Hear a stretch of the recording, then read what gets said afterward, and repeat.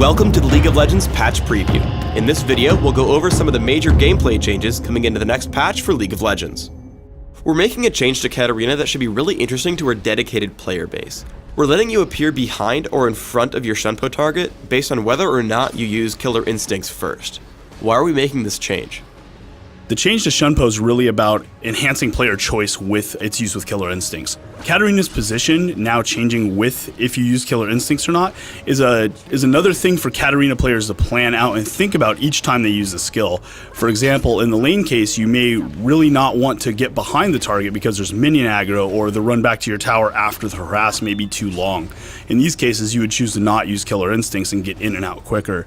The teamfight case, however, you might choose to do something like use Killer Instincts, get in behind those fighters where you're in the middle of the team, then use a really big Death Lotus to hit everybody.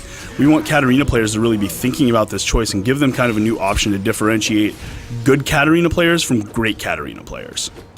We're making some tweaks to a lot of our ranged carries. Caitlyn, Graves, and Kog'Maw are getting a little bit nerfed, while Corki, Misfortune, and Tristana are getting buffed a little bit. Why are we hitting these champions? What we've seen is we have a couple of these guys who are just outclassing other range carries and the kind of harassment and range departments especially. We wanted to even that out by bringing them down just ever so slightly and then bring up a couple of the more underplayed carries in the same way. These changes are very conservative generally for a couple of reasons. One, the lane is a very sensitive balance. We don't want to go too crazy in either direction. We still want to see all of these carries we see now. We just want to see more options for players to use. The other thing is this is a tournament patch. We tend to be a little bit more conservative with changes on the tournament patch because we don't want to blindside our competitive players. We don't expect to see these old range carries that people are using now fall out of favor at all, but we are expecting to see maybe you'll throw in another weird option. We think that choice is really important to creating kind of exciting team comps and your identity as a character and who you like to play. We're nerfing the ability power ratio on Sion's Cryptic Gaze and Death's Caress by 0.1. Why are we doing this? Sion's kind of a brick in the lane generally to start with, getting really good farm, really good harass, really good bully on the enemy solo in that process.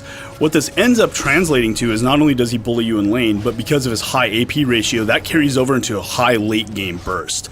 You can't stop him from farming, so he will eventually hit the point of being able to come in and start bursting your team down.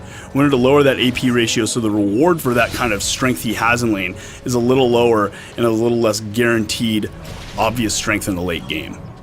Sona's Aria of Perseverance is now getting a scaling mana cost with level, and the armor magic resist aura is going down a little bit. Why are we nerfing her? Sona still stands out as the very best support because she has great harass and she also has really good free defenses on her heal. This is kind of compounding into a position where it's hard to attack and pressure a lane with Sona in it, but it's also hard to actually get any damage that stays and is meaningful or burst people down because of that extra defense. We want to bring those things down a little bit. Sona's always going to be a harasser, she's always going to be a healer. These things aren't going to change about her and we're going to continue to support that play, but right now she's doing it so effectively, other support options are being kind of elbowed out by her. We're changing up our summoner spells a little bit. Almost all of them are getting buffed or nerfed in some way, and we're going to see some new ones. Why are we doing this? I wanted to specifically talk about Clairvoyance in the new summoner spells because that change is the one that I think bears little explanation. Clairvoyance right now has a 8-second duration, has a pretty short cooldown by the time you get all the boosts for the cooldown reduction on it.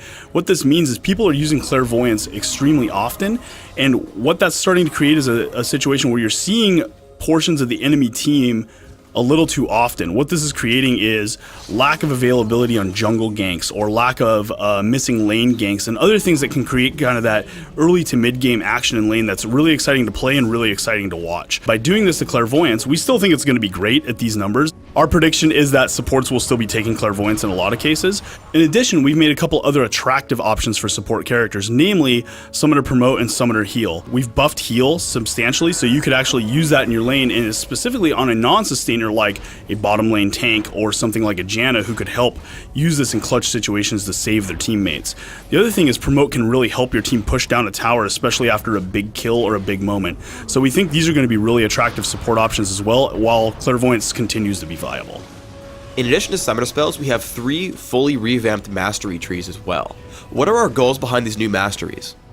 The thing we really wanted to promote here was more player choice within your mastery builds. So for example, casters now get more benefit out of going full offense, or there might be a reason for a support to go full defense.